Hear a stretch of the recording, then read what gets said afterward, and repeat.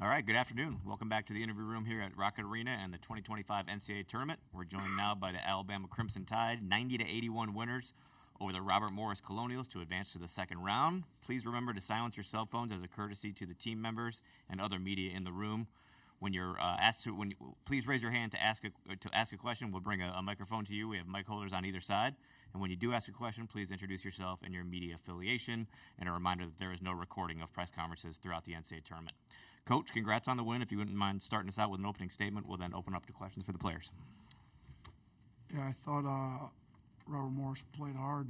They're a good team. You know, their effort was great. You know, they ended up with 16 offensive rebounds. We only had 5, so you know you got to give them a lot of credit. We knew they'd play tough. Now we shot a little higher percentage. There was more offensive boards for them to get, but we didn't do a good enough job keeping them off the glass. You know, you look at a kid like Dickerson. You know, he had more offensive rebounds than our entire team combined. So, you know, a little disappointed in our defensive rebounding. But I'll say this: our guys were resilient. We said coming into this tournament that we're going to welcome some adversity. Hopefully, it's not self-inflicted. I thought tonight some of it was with the rebounds we gave up, but whether it's missed shots, whether it's referee calls, who cares what it is. If we face some adversity, let's welcome it. Let's handle it with the right attitude. I thought Mark did a really good job. You know, it wasn't going great for him. I think maybe he only had 3 points at the half, if I remember right. He had 19 in the second half, ended up with 22 and 10 assists. You know, things weren't going great. Maybe in the past he, you know, wouldn't have been as positive as he was, but I thought he was aggressive, got downhill, got to the free throw line, drew 10 fouls in the second half. He ends up with 22, 10, and 5. And, you know, he didn't shoot it particularly well. Only 1 of 5 from 3. In the past, maybe those are games where he gets a little frustrated, doesn't play as hard as he does on defense. But that wasn't the case tonight. I thought he competed really hard, and that's what we're looking for out of our leaders. You know, Mo had some possessions that maybe weren't the best for him. He ends up with a double-double. I thought he played well. There's a lot of guys you could point to that had good play. You know, we got good minutes out of Darian Reed. I mean, you know, for him to come in and just over 10 minutes get 9 points, 4 rebounds, I thought was pretty good. So, you know, we were hoping not to play Grant, but, you know, I think it was a 4-point game, and Grant, about 8 minutes to go, he stood up like, hey, put me in, we got to go. So, you know, I trust him. He shows up big in big games. He came in. We went on a run right away. I think we outscored him 32-23 kind of from there. And he made some big plays, kind of starting with that loose ball right out there off the free throw line. He had to dunk, and thought he made some good defensive plays. He got some rebounds. You know, he ends up with 3 rebounds, 5 points in 7 minutes. So we were hoping not to have to play him. We did. I think he'll be all right. We got to get him bunch of rehab because we're going to for sure need them no matter which team plays here. They got a lot bigger front court, whether it's Vandy or St. Mary's, either one. Thanks, Coach. Let's go to questions for the student athletes first, please. Please raise your hand. We'll start in the front row on the left side, and then we'll go in the middle. Chase Goodbread with the Tuscaloosa News. Mark, can you just speak to what Coach Oats mentioned about contributing in other ways, maybe than three-pointers in a game like this where you've got 10 assists, you knock down 11 free throws, and just got it done other ways? Yeah, you know, he always talk about finding ways to win when things are not going well. And first half, things weren't going well, so I just really trusted my teammates, and I was just making the right read. You know, trying to create open shots for my teammates, and then I kept playing the right way, and then the game repaid me back. Katie with Bama Central for Mark or Mo. Just what kind of teammate is Grant? I saw him encouraging y'all throughout the game before he came in, and that he was willing to step in when the game got kind of close there at the end. Mo? Grant, he's a positive teammate. You know, he always uplifts us. You know, he's one of the leaders, one of the seniors on the team. You know, when things not going well, Grant, he always speak up. You know, and that's what we need on this team. Left row, third row here. Joe Rady, Associated Press. Mark and Mo, how much does tournament experience come into play, especially in a first-round game like this where there might be some adversity in the second half? Mark, we'll start with you.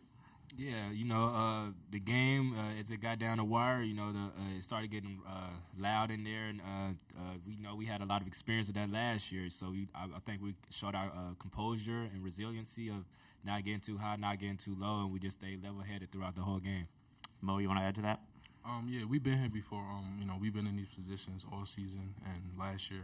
When adversity hits, Oats, he told us, just stay together and stuff. So, we've been here before. So we've seen, we've seen this before. So, yeah. Any other questions for the players before we let them go back to the locker room? Okay, thanks, fellas. Congratulations. We'll continue on with Q&A for Coach Oats. Please raise your hand. We'll start in the second row on the right side. Julie Mitchell, WVTM 13 in Birmingham. Coach, you talked about before this tournament your leaders needing to step up, show how bad they want to keep playing together for each other. To see Grant say, put me in, Mark give you 19 in the second half, how big were your leaders today? No, they were huge. I mean, Mark kept saying, like, we're not losing this game. Like, guys, you're playing like we're playing tomorrow. There's no game tomorrow if we don't win. Like, he kept saying it in the huddles, and you could tell he had a sense of urgency about him in the second half. I mean, he got to the free throw line. His three wasn't dropping, so he got in. He got fouled. He converted some tough layups. So, and I thought he played pretty hard on defense the second half. And then for Grant to, plan wasn't to play him. He said it wasn't feeling all that great this morning. But so I didn't, trainer Clark said he was going to be available, but ideally we don't play him. Well, then a lot closer than anybody anticipated. They're a good team. They played hard. We didn't play as well as we had hoped. And Grant's like, we're not going home. Like, put me in. So those two guys have been through it. They've been to the Final Four before. They may want to make sure we're still playing on Sunday, and thought they stepped up big for us in the second half, both of them. Thanks, Coach. Second row on the left side. Ashley Bastock, Cleveland.com. Nate, I know you mentioned Dickerson in your opening, and I know yesterday you seemed prepared for him and well aware of what he could do and how he could alter a game. I guess, was he as advertised for you guys, and what do you think was the difference down the stretch despite his output for you guys? Yeah, I mean, he had 25 and 9. And 6 of those 9 were on the offensive board, so I mean, he's hard playing, We didn't do a very good job, to be honest with you, keeping him off the glass. He got some downhill drives. He hit the 1-3. I mean, we kind of played him like a 5 and kept our 5 on, so he ended up he was 1 for 8 from 3. But, everywhere else, I think he was like 10 of 14 from 2. So we didn't do a great job, but you got to give him a lot of credit. I mean, it's a hard playing, athletic guy that gave everything he had. I mean, got 2 daughters here. Jossie, my middle one, she's like a sweetheart, but she's like, Dad, I feel so bad for the other team. He said three never came out of the game. He played so hard. I'm like, yeah, but somebody's got to lose. It didn't need to be us. So she felt bad. He had to play the whole game. It was nice for us. He finally did foul out. He didn't have much foul trouble, and then he picked up 3 there late. But man, he's a hard playing guy. So I got a lot of respect for him. Keep it on the left side in the front row, and then we'll go to the right. Chase Goodbread with the Tuscaloosa News. 2, if I may. Coach, can you speak to the way you were able to score at the rim with the bigs? Dioubate and Amore were 16 out of 18 from the floor between them.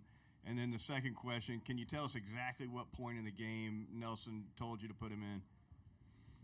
About 2 seconds before he went in, he stood up down there, said, hey, Coach, come on, put me in, I'm ready. I'm like, go.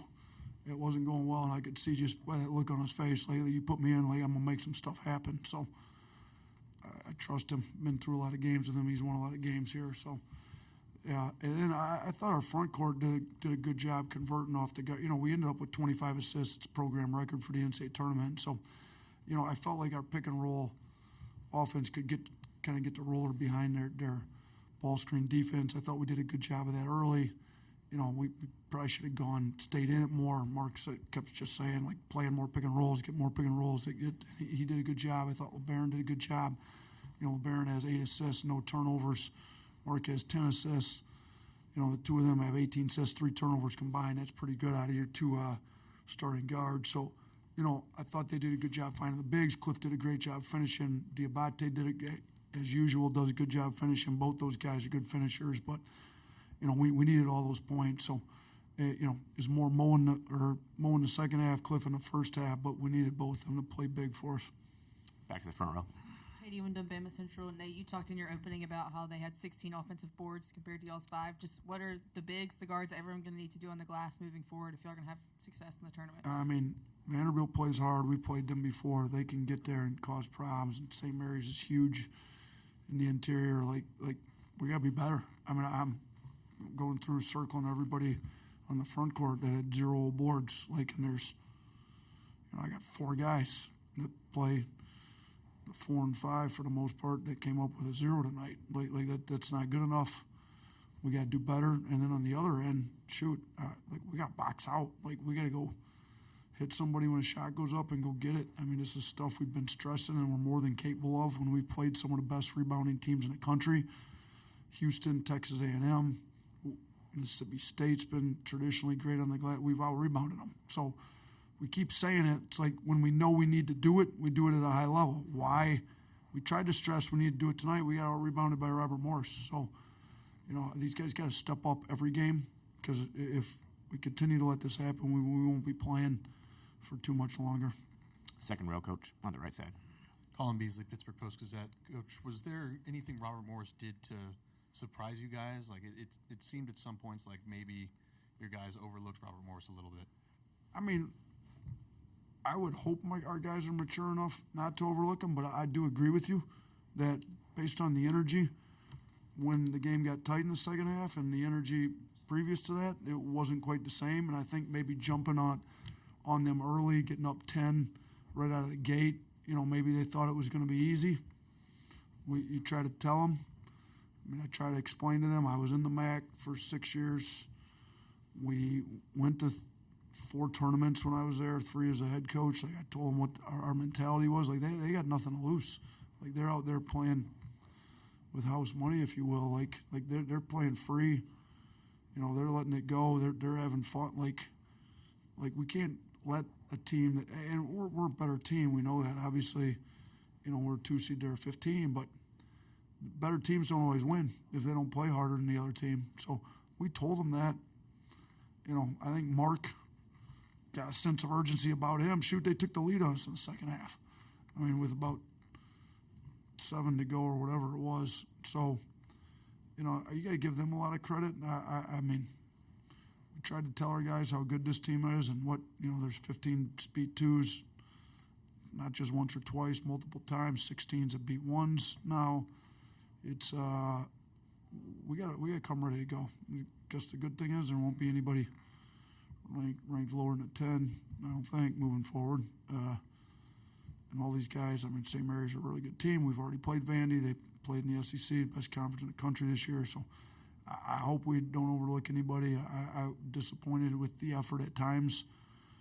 Proud of the guys for the effort there to close them out late. But, yeah, I don't want to say we overlooked them, but it certainly looks like it with the effort at times in the game, especially on the rebounding side of it. Coach, thanks for your time. We'll see you tomorrow. Thanks. Appreciate it.